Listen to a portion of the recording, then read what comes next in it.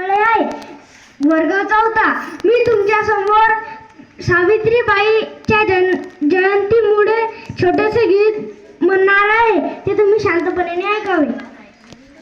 उठकणारी गे भरारी घुमवित तलवार दुधारी, प्रगतीचे तुफान उठले तुझ्याकडे. उठकणारी गे भरारी घुमवित